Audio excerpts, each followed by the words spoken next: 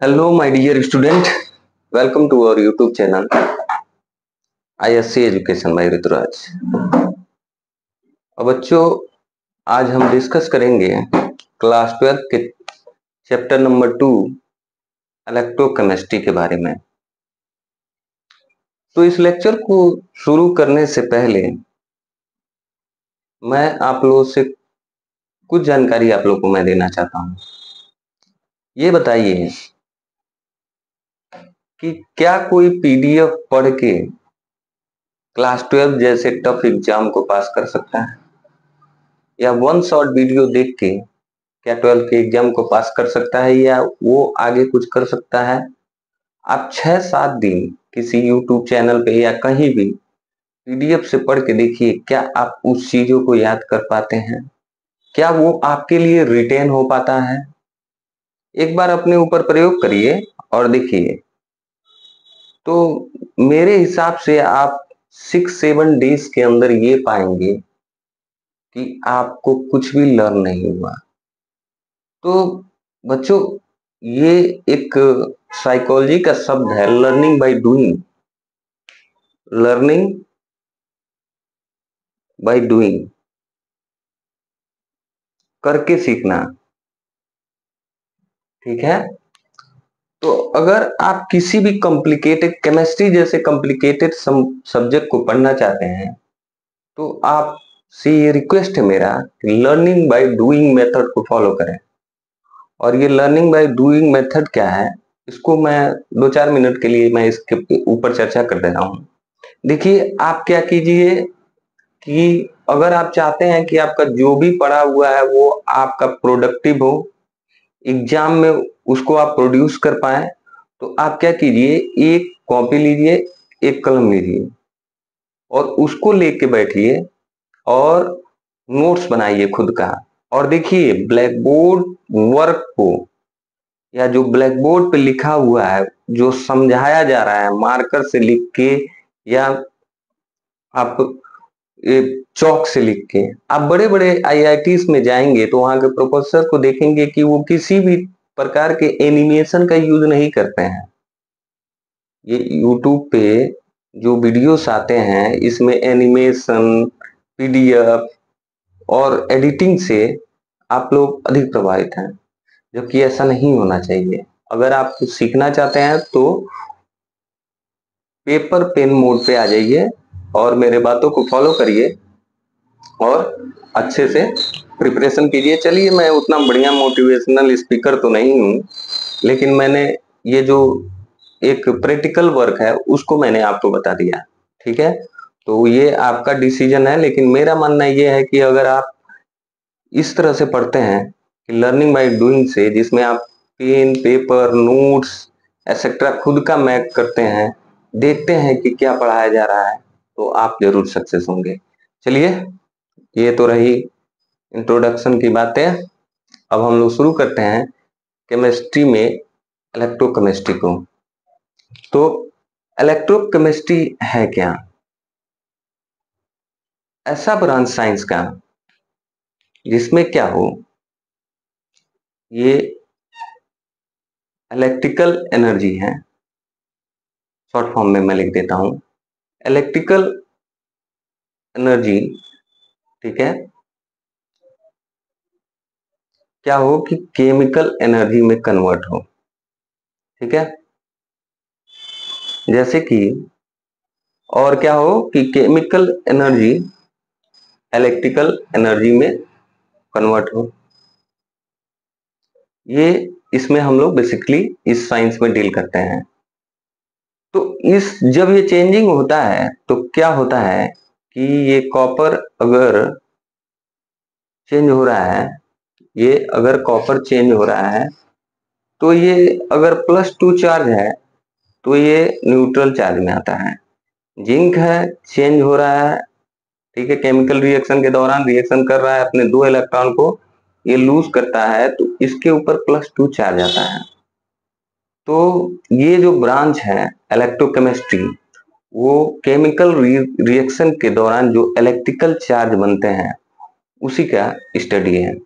दूसरी चीजें इस रिएक्शन में, इस इलेक्ट्रोकेमिस्ट्री में इलेक्ट्रिकल एनर्जी कन्वर्ट होती है केमिकल एनर्जी में, और इसके वाइस वर्सा जस्ट उल्टा, केमिकल एनर्जी कन्वर्ट होती है electrical energy.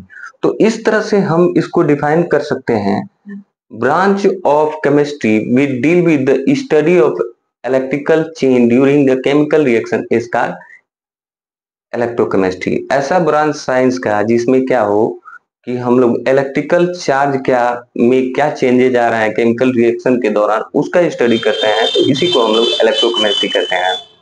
In electrochemistry electrical energy is converted into chemical energy और chemical energy is converted into electrical energy.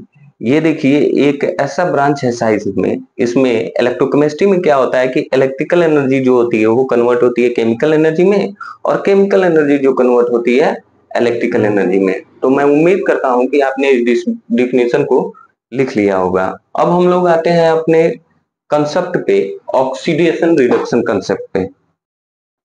तो चलिए समझते हैं ऑक्सीडेशन रिडक्शन कंसेप्ट को। तो ऑक्सीडेशन जो है, ऑक्सीडेशन जैसा कि सबसे ही दिख रहा है कि ऑक्सीजन का कुछ इसमें है कहानी। ऑक्सीडेशन, इसको समझने के लिए एक मैंने यहाँ पे लिखा हुआ है टर्म LEO। मतलब ये है कि जहां पे लॉस ऑफ इलेक्ट्रॉन हो, ये जिंक है, ये जब केमिकल रिएक्शन में आयनाइज हो रहा है तो ये 2 इलेक्ट्रॉन को लूज कर रहा है, ठीक है, 2 इलेक्ट्रॉन को लूज कर रहा है। तो ऐसा केमिकल रिएक्शन जिसमें क्या हो, लॉस ऑफ इलेक्ट्रॉन हो, LEO लॉस ऑफ इलेक्ट्रॉन है, वहां पे ऑक्सीडेशन आपको देखने को मिलेगा। अब इसी केमिकल रिएक्शन में देखिए यहाँ पे जो जिंक था उस पे न्यूट्रल जो चार्ज था 0 था, और ये जब आयनाइज हुआ तो इस पे +2 चार्ज आ गया। तो ऑक्सीडेशन रिएक्शन वो है जिसमें क्या हो, इंक्रीज ऑफ ऑक्सीडेशन स्टेट हो। ऑक्सीडेशन में क्या हो, ऑक्सीडेशन स्टेट में इंक्रीज हो, यहां से 0 टू प्लस में बदल गया, +2 में। ऐसा केमिकल रिएक्शन जिसमें क्या हो, एडिशन ऑफ ऑक्सीजन हो, जैसे कार्बन और ऑक्सीजन के केस में हम देखते हैं कार्बन डाइऑक्साइड बन रहा है, तो इस केस में क्या हो रहा है, ऑक्सीजन का एडिशन हो रहा है। तो ये जो रिएक्शन है वो क्या है, आपका ऑक्सीडेशन रिएक्शन है। ऐसे ही ये एक रिएक्शन कराते हैं हम, जिंक है और हाइड्रोक्लोरिक एसिड है, ये दोनों जब रिएक्ट करते हैं तो zinc chloride plus hydrogen gas बनता है, ठीक है। तो एक काम करते हैं, पहले इसको बैलेंस कर लेते हैं। अब ये बैलेंस हो गया, ठीक है। तो इसमें आप देख रहे हैं कि यहां से हाइड्रोक्लोरिक एसिड में से हाइड्रोजन का रिमूवल हुआ है इस केमिकल रिएक्शन में।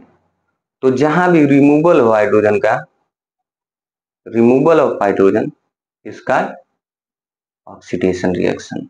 देखिए removal of hydrogen, oxidation reaction. ये क्यूप्रस ऑक्साइड का जब फॉर्मेशन होता है तो इस केस में जो कॉपर होता है वो अपने +2 ऑक्सीडेशन स्टेट से 0 ऑक्सीडेशन स्टेट में आता है। तो इस केस में ये क्या करता है, इस ऑक्सीजन से 2 इलेक्ट्रॉन ले रहा है। तो यहां पे मैंने लिखा हुआ है रिडक्शन रिएक्शन को डिफाइन करने के लिए, तो आप ये कंसेप्ट याद रखिएगा, GER मतलब कि गेन ऑफ इलेक्ट्रॉन इसका रिडक्शन रिएक्शन। जिस भी केमिकल रिएक्शन में गेन ऑफ इलेक्ट्रॉन हो वो क्या है, आपका रिडक्शन रिएक्शन, ठीक है। दूसरी चीज है इसी में, देखिए आप कॉपर +2 से 0 चार्ज में बदला है। तो यहाँ पे ऑक्सीडेशन स्टेट पहले +2 था, अब 0 हुआ है। तो यहाँ पे आप देख रहे हैं decrease in oxidation state. Oxidation state में आपको डिक्रीज देखने को मिल रहा है। तो जहां भी डिक्रीज हो ऑक्सीडेशन स्टेट का, वहां क्या होगा, आपका रिडक्शन रिएक्शन। अब एक केमिकल रिएक्शन लेते हैं जिसमें देखते हैं कि कैसे रिमूव हो रहा है ऑक्सीजन। ठीक है, उसके बाद से मैं समझाऊंगा कि रिमूवल ऑफ ऑक्सीजन जो है वो भी क्या है, रिडक्शन रिएक्शन है। ऑक्सीडेशन का जस्ट उल्टा चल रहा है बच्चों, यहाँ पे लॉस ऑफ इलेक्ट्रॉन हो रहा था, गेन ऑफ इलेक्ट्रॉन हो रहा है। यहाँ पे इंक्रीज इन ऑक्सीडेशन स्टेट, यहाँ पे decrease in oxidation state. Addition of oxygen, यहाँ पे रिमूवल ऑफ ऑक्सीजन हो रहा है। यहाँ देखो रिमूवल ऑफ हाइड्रोजन, यहाँ पे एडिशन ऑफ हाइड्रोजन। एकदम सेम उल्टा है ऑक्सीजन रिडक्शन से। इसीलिए कई बार लड़के इसमें कंफ्यूज हो जाते हैं। तो ये एक रिएक्शन है कि प्लस ऑक्साइड प्लस हाइड्रोजन, जब ये दोनों रिएक्ट करते हैं तो प्रोडक्ट जो बनता है कॉपर प्लस H2O बनता है। इस केस में आप देख रहे हैं कि यहां से ऑक्सीजन रिमूव हो गया, यहां क्या हो गया, ऑक्सीडेशन। ठीक है, और यहां पे क्या हो गया, सॉरी यहां पे हो गया रिडक्शन। तो जहां भी ऑक्सीजन का रिमूवल हो वहां पे क्या होगा, ऑक्सीडेशन होगा। Removal of sorry reduction, removal of oxygen is called reduction. यहाँ भी रिमूवल ऑफ ऑक्सीजन हो वो क्या है, रिडक्शन है। अब इसी केस में देखिए कि इसमें ऑक्सीजन में हाइड्रोजन जुट रहा है, तो जहां भी एडिशन हो, एडिशन ऑफ हाइड्रोजन हो, वो जो केमिकल रिएक्शन होगा वो क्या होगा, आपका रिडक्शन रिएक्शन। इसको बोलते हैं रिडक्शन। तो ये रहा आपका इलेक्ट्रोकेमिस्ट्री का एक छोटा सा इंट्रोडक्शन। अब थोड़ा और आगे बढ़ते हैं हम लोग और समझते हैं ऑक्सीडेशन रिएक्शन और रिडक्शन रिएक्शन को थोड़ा डिफाइन कर लेते हैं, सही रहेगा। और नोट्स भी आप लोग मेरे साथ ही बनाते रहिए। ऑक्सीडेशन रिएक्शन है क्या, तो ऑक्सीडेशन रिएक्शन, ऑक्सीडेशन रिएक्शन, थोड़ा राइटिंग खराब रहेगा, काम चला लीजिएगा। देखिए एक केस लेता हूं मैं, जिंक, ये क्या हो रहा है, अपने इलेक्ट्रॉन को लूज कर रहा है, तो यहाँ पे +2 चार्ज को गेन कर रहा है। ठीक है, तो ये जो रिएक्शन है वो ऑक्सीडेशन रिएक्शन कराएगा। तो देखो यहाँ पे मैंने क्या कहा कि लूज कर रहा है इलेक्ट्रॉन, तो रिएक्शन इन विच, ऐसा रिएक्शन लिख लीजिए मेरे साथ, reaction in which a substance, कोई भी सब्सटेंस क्या करे, लूज करे अपने इलेक्ट्रॉन को, substance loses electron are called oxidation reaction. इसी को हम लोग ऑक्सीडेशन रिएक्शन कहते हैं, जिसमें क्या करे कि कोई सब्सटेंस क्या करे, अपने इलेक्ट्रॉन को रिमूव करे। इस एग्जांपल को आप लोग, इस डिफिनेशन के बाद इस एग्जांपल को लिख लीजिएगा। उसके बाद से हम लोग बात करते हैं रिडक्शन रिएक्शन का। रिडक्शन रिएक्शन क्या है, जस्ट इसका उल्टा, जहां गेन ऑफ इलेक्ट्रॉन हो वहां क्या होगा, reduction reaction. Reaction in which, reactions in which substance gain electron, अभी मैं इसको एग्जांपल से भी समझाऊंगा। गेन्स इलेक्ट्रॉन्स, लिख लीजिए पहले, electrons is called reduction reaction. ऐसा रिएक्शन जिसमें कोई सब्सटेंस क्या करे, इलेक्ट्रॉन को गेन करे, ऐसे रिएक्शन को हम लोग कहते हैं रिडक्शन रिएक्शन। जैसे कॉपर 2+ है, इसने 2 इलेक्ट्रॉन को गेन किया और ये बदला आपका कॉपर न्यूट्रल में। ठीक है, तो इस एग्जांपल को लिख लीजिएगा। तो बस मैंने यही बताया कि ऑक्सीडेशन रिएक्शन वो है जिसमें लॉस ऑफ इलेक्ट्रॉन का, और रिडक्शन रिएक्शन वो है जिसमें गेन ऑफ इलेक्ट्रॉन का। अब हम लोग, एक टर्म आता है डिसप्रोपोर्शन रिएक्शन, डिसप्रोपोर्शन रिएक्शन। ये डिसप्रोपोर्शन रिएक्शन क्या है, थोड़ा सा जान लेते हैं। डिसप्रोपोर्शन रिएक्शन ऐसा रिएक्शन है जिसमें सेम सब्सटेंस ही क्या हो, ऑक्सीडाइज हो और रिड्यूस हो। बस इसको आप लोग लिख लीजिए, ये कंपटीशन पॉइंट ऑफ व्यू से इंपॉर्टेंट हो जाएगा। In this reaction same substance क्या हो, सेम सब्सटेंस ऑक्सीडाइज और रिड्यूस्ड, सेम सब्सटेंस ही क्या हो, ऑक्सीडाइज हो या रिड्यूस हो। अब हम लोग बात करेंगे ऑक्सीडेशन नंबर या ऑक्सीडेशन स्टेट का। अब हम लोग का अगला जो टॉपिक है वो ऑक्सीडेशन नंबर या ऑक्सीडेशन स्टेट को डिफाइन करेंगे। मेरा रोज का वीडियो आपका जो रहेगा वो 20 मिनट का रहेगा और 1 से 2 हफ्ते में मैं इस पूरे इलेक्ट्रोकेमिस्ट्री को खत्म करने की कोशिश करूंगा और साथ में मेरा सॉल्यूशन चैप्टर का भी लेक्चर आता रहेगा, उसको भी 2 हफ्ते में खत्म करने की कोशिश किया जाएगा कि एग्जाम आने से पहले आप लोग का क्या हो, सिलेबस फिनिश हो जाए। ऑक्सीडेशन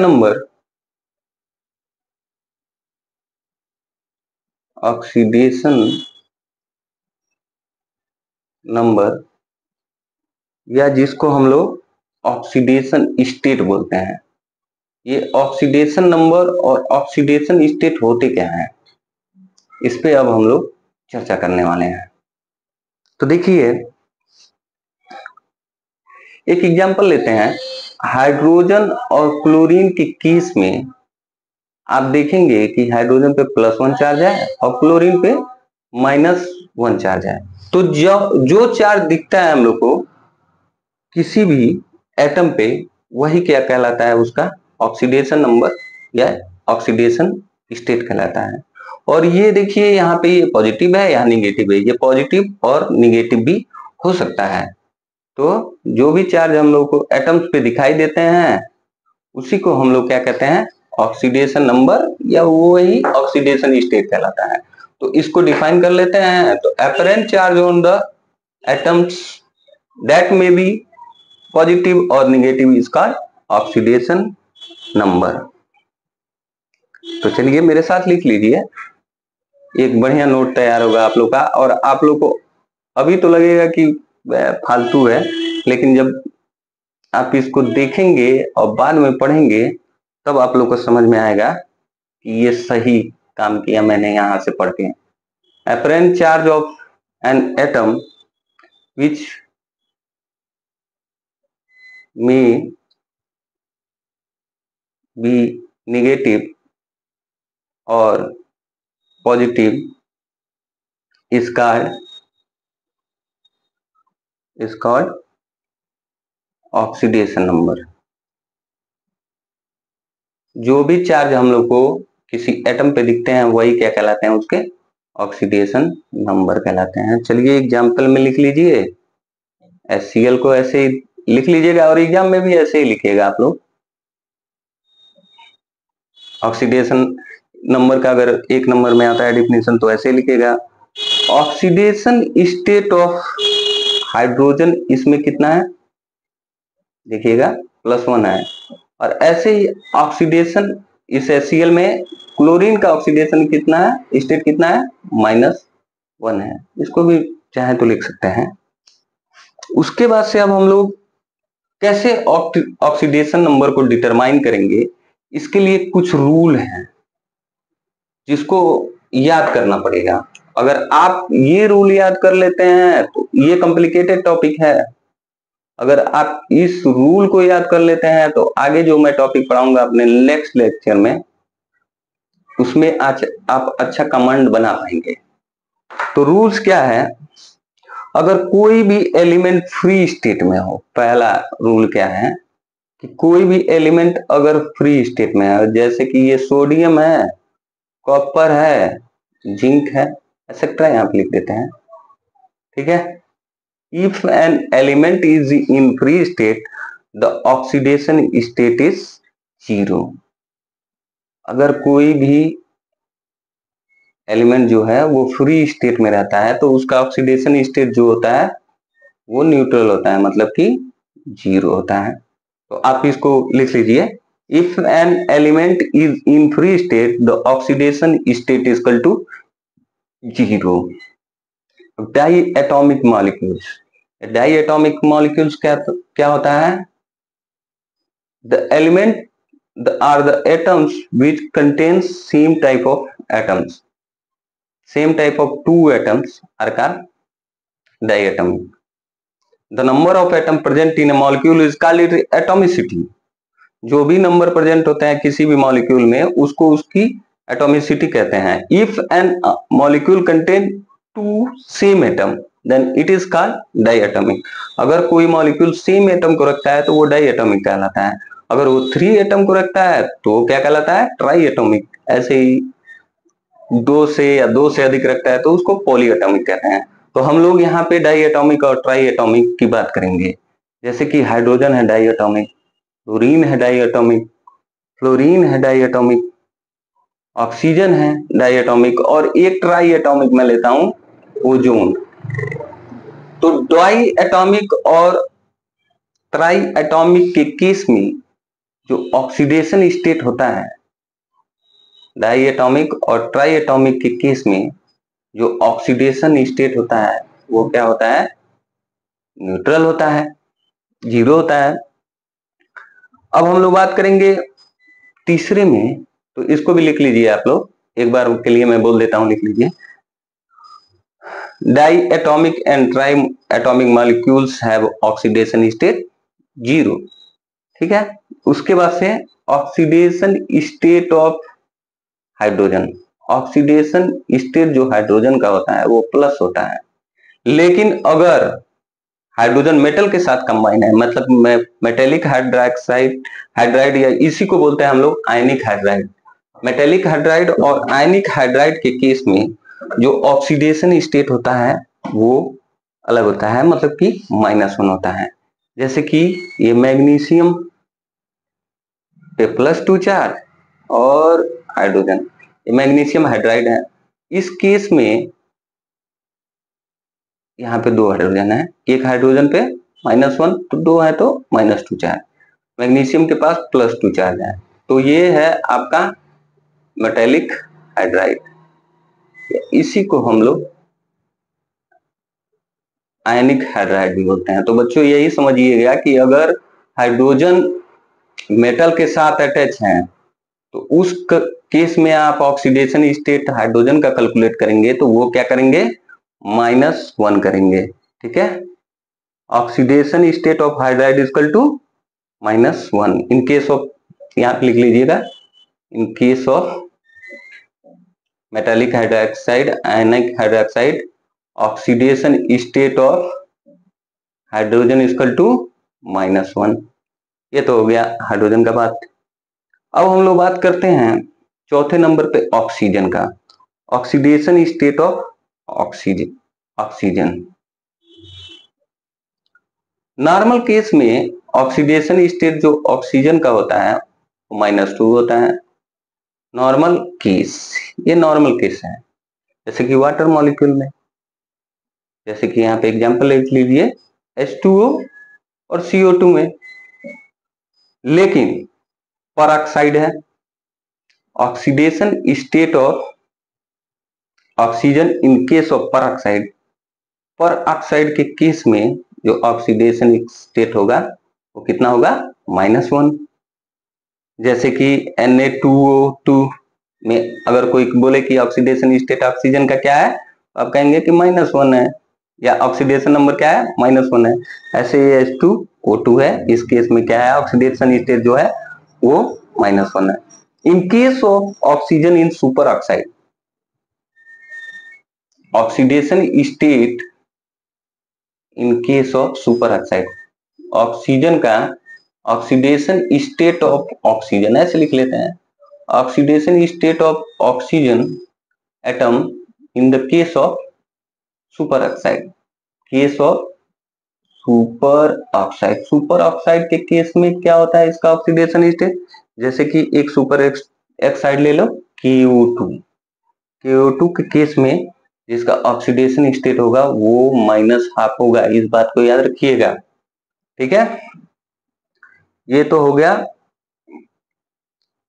नॉर्मल केस में -2, परऑक्साइड के केस में -1 ऑक्सीजन का ऑक्सीडेशन स्टेट और सुपर ऑक्साइड में -12।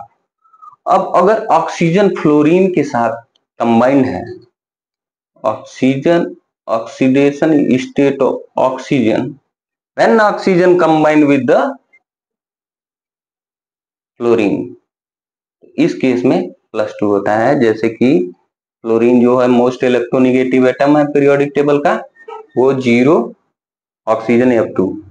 जब भी ऑक्सीजन फ्लोरीन के साथ अटैच होगा तो उसका जो ऑक्सीडेशन स्टेट होगा, उसको थोड़ा लिख देता हूं सही से, तो ये +2 होगा। अब एक और बात हम लोग ग्रुप में देखते हैं, ठीक है, कि क्या होता है ऑक्सीडेशन स्टेट। पीरियोडिक टेबल में ग्रुप में देखते हैं कि क्या होता है ऑक्सीडेशन स्टेट पर ग्रुप के मेटल का। तो फर्स्ट ए ग्रुप के जो मेटल होते हैं, उनका जो ऑक्सीडेशन स्टेट होता है +1 होता है, इसको भी आप नोट कीजिएगा। सेकेंड ए ग्रुप के जो एलिमेंट्स के एटम है, उनका oxidation state +2। Third A group के जो एलिमेंट है, उनका ऑक्सीडेशन स्टेट +3। फोर्थ ए ग्रुप के जो एटम है, उनका ऑक्सीडेशन स्टेट +4 और -4। उसके बाद से फिफ्थ ए के जो है, उसका -3, +3 और +5 तक ऑक्सीडेशन स्टेट होता है। उसके बाद से 6 ए ग्रुप के जो एलिमेंट हैं, उनका ऑक्सीडेशन स्टेट -2, +2, +4 यहाँ तक कि +6 तक होता है। 7th ए ग्रुप के जो एलिमेंट हैं, उनका ऑक्सीडेशन स्टेट -1, +1, +3, +5, +7 तक होता है। उसके बाद से इन केस ऑफ नोबल गैसेस,